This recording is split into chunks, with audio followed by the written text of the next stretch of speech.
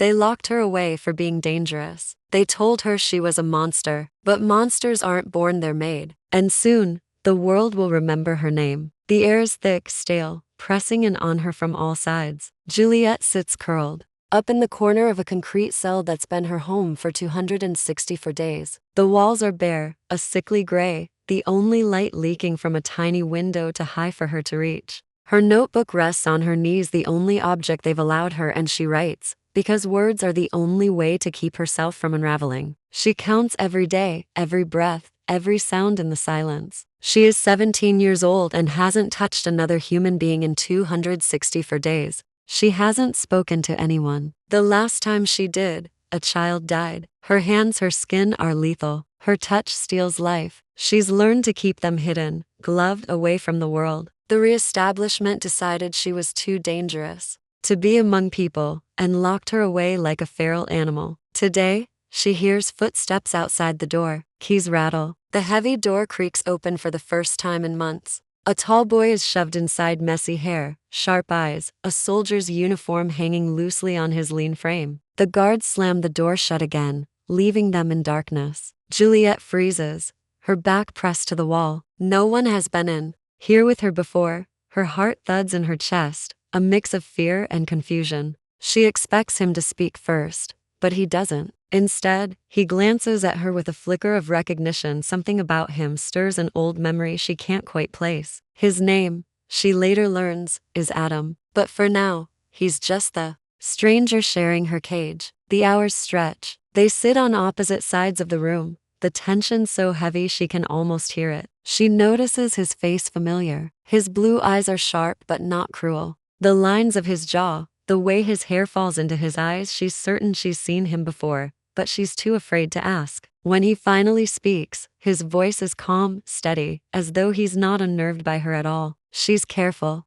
not to move closer, careful to keep her gloved hands tucked under her arms. If he knew what she was, he wouldn't be sitting there. But he doesn't ask about the gloves. Not yet. Juliette's days had been a monotonous repetition of silence, but Adam's arrival changes the rhythm. She becomes aware again of the world beyond the cement walls. Through brief snatches of conversation, she learns fragments. The reestablishment is in control. The old governments have fallen, crops have died, animals have vanished, and people are starving. The sky is a sickly shade of ash, the earth dry and cracked. They say the reestablishment will fix it all, but Juliette knows better. They destroy, not heal. Adam speaks like someone who's seen too much for his age. She watches the way he moves, disciplined, trained. She suspects he's not just a random prisoner thrown in here. It's a look, a certain tilt of his head, that shatters the wall between past and present. Juliette remembers school. She remembers a boy with warm eyes who never laughed at her, who never treated her like a freak. Adam Kent. He was kind when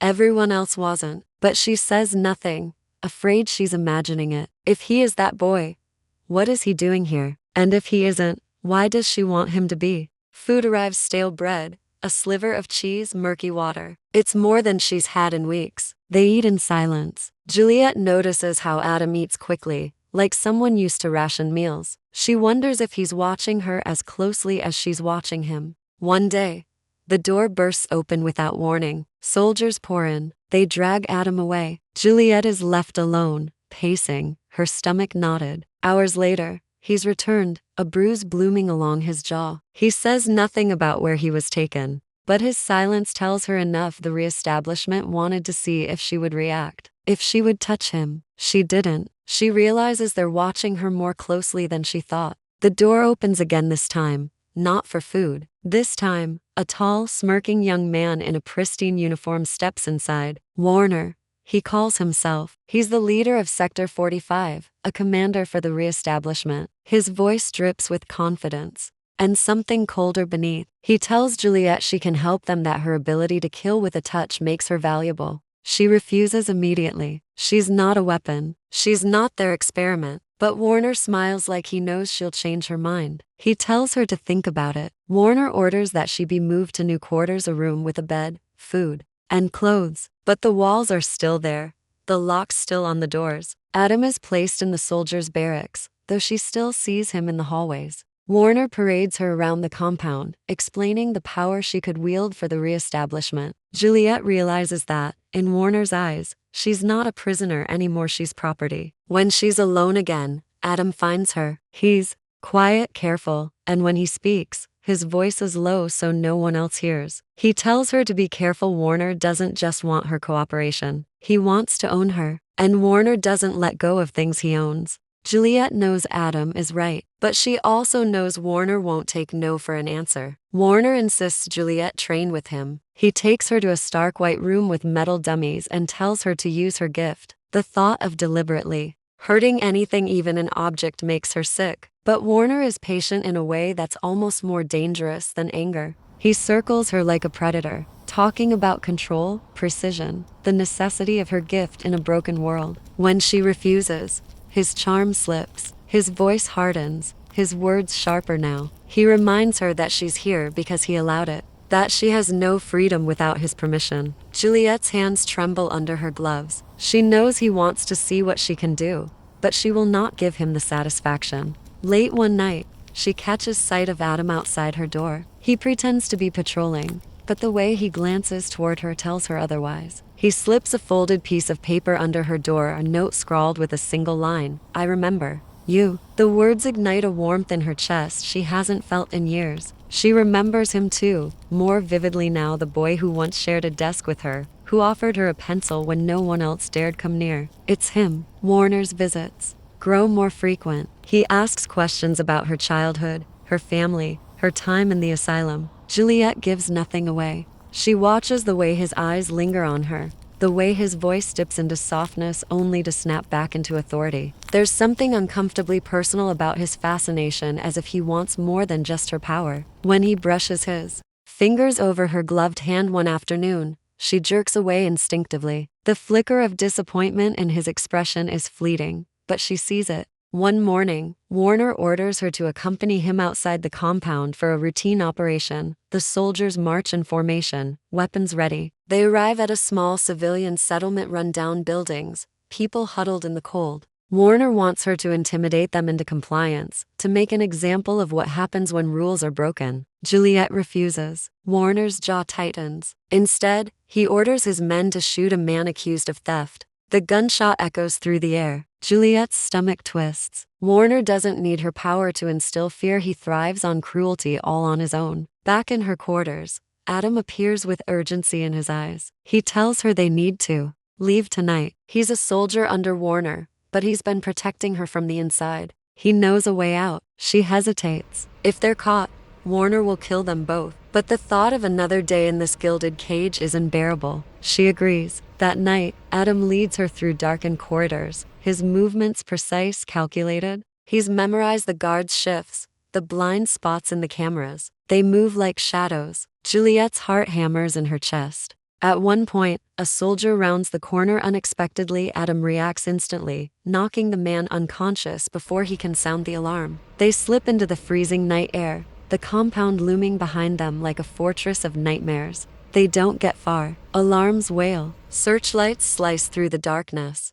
Warner's voice booms over the loudspeakers, ordering them to stop. Adam grabs her hand and pulls her forward. She stumbles, breathless, as soldiers close in. A bullet whizzes past her head. Adam fires back, his grip on her never loosening. They dive behind a cluster of abandoned cars. Juliette realizes for the first time how skilled he is. Precise shots, calm under fire. He's been trained for this his whole life. They find temporary refuge in an old, crumbling building. Adam barricades the door, scanning for threats. Juliette notices the way his hands shake only after the danger passes. They share what little food they manage to grab, just enough to keep them moving. She asks him why he's risking everything for her. His answer is simple: because you're worth it. In the dim light, Adam tells her the truth. He's immune to her touch. The first time they met in school, he knew something was different, but he never feared her. He even enlisted in Warner's army to get close to her, to protect her from the inside. Juliette's throat tightens. She's spent her whole life believing she could never touch anyone without killing them, and here he is, proof that maybe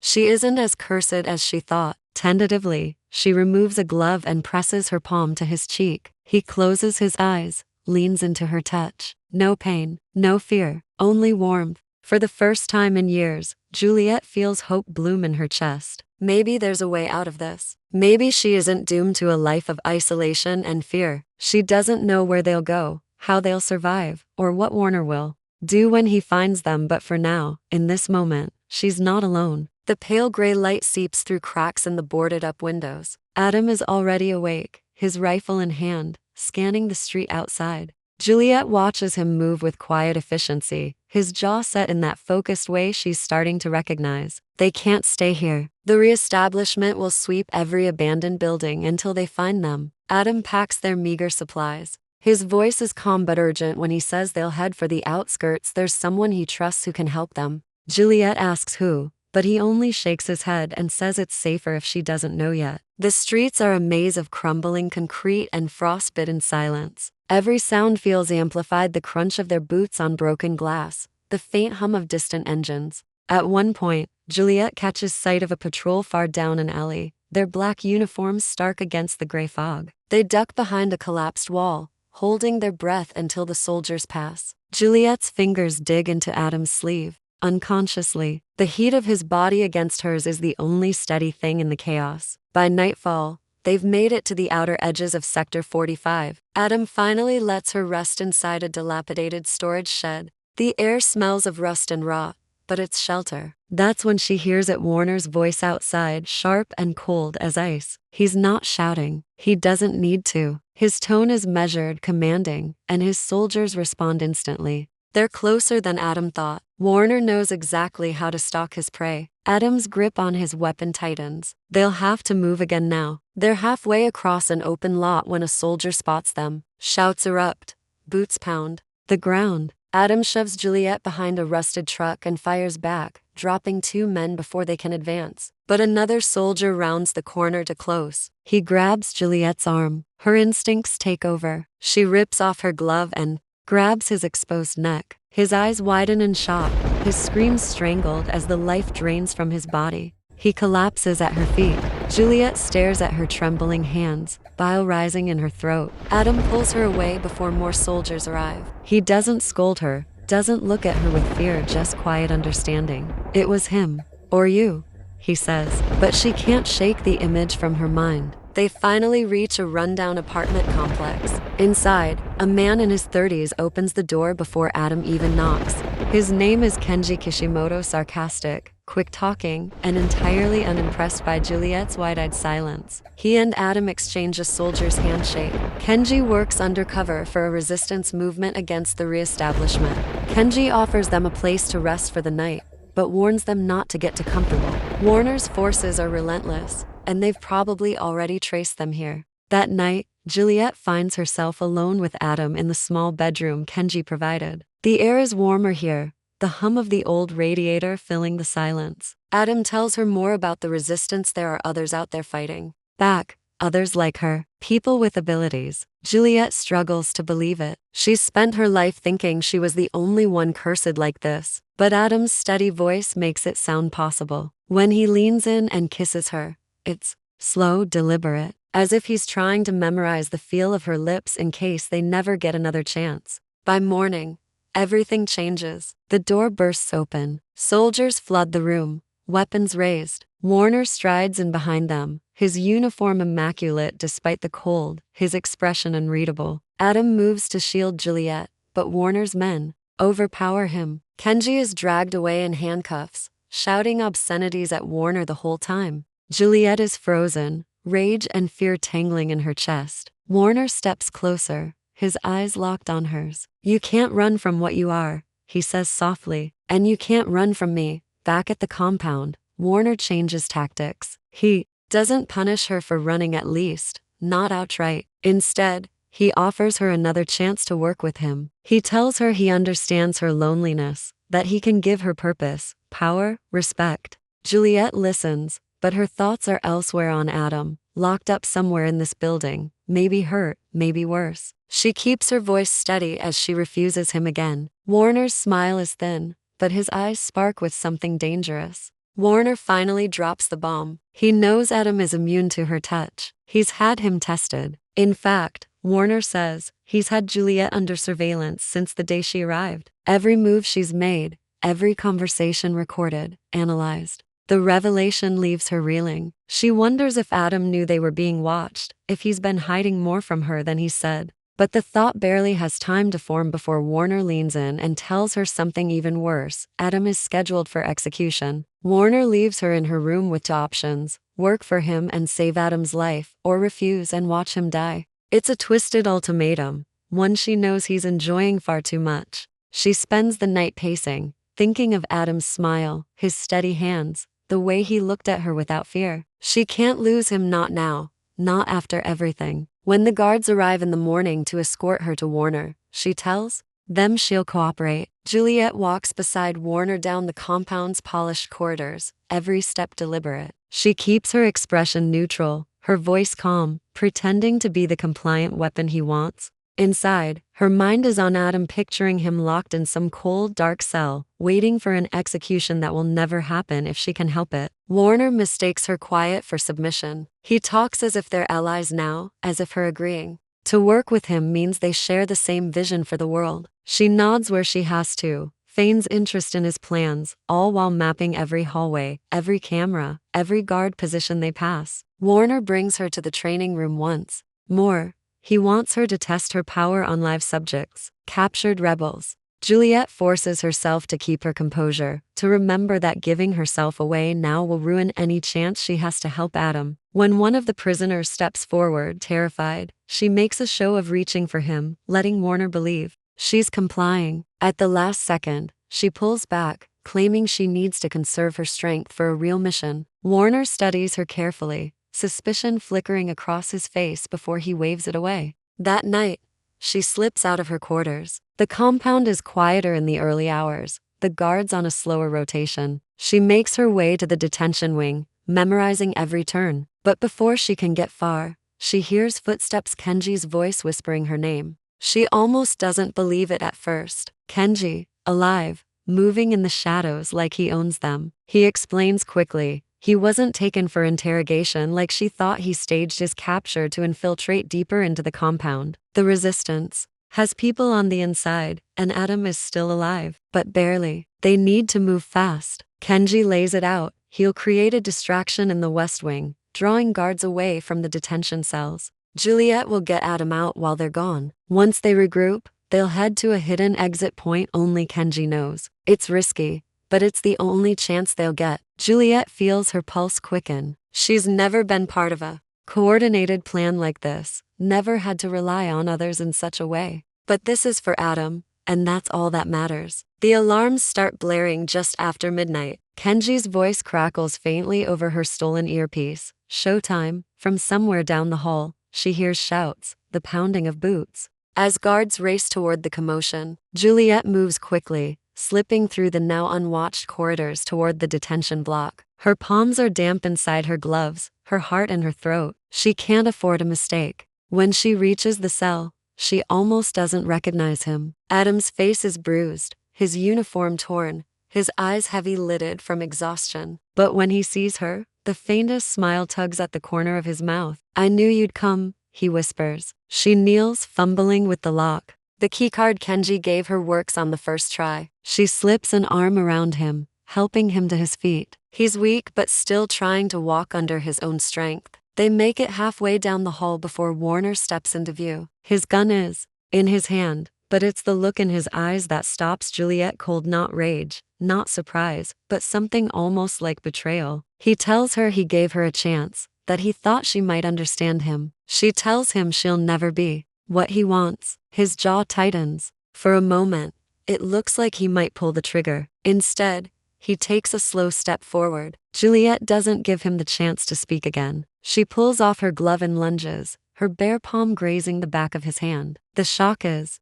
instant. He gasps, his knees buckling as the life drains from him. She doesn't stay to see if he's unconscious or worse. She drags Adam toward the exit. Kenji is waiting by a service door, his face flushed from the effort of keeping the guards occupied. The three of them push through the narrow passages, every echo of their footsteps sounding too loud. They hear shouts behind them, Warner's. Soldiers are closing in. Kenji shoves open the last door, revealing a snowy stretch of land and the faint outline of an old warehouse in the distance. The icy air burns Juliette's lungs as they run. Adam stumbles, but she tightens her grip around his waist. Behind them, gunfire cracks the night. Kenji returns fire, buying them precious seconds. They reach the warehouse just as the sound of pursuit fades. Inside, it's dark and empty, the scent of dust and oil thick in the air. Kenji shuts the door and leans against it, catching his breath. "We made it," he says, a grin breaking through the exhaustion.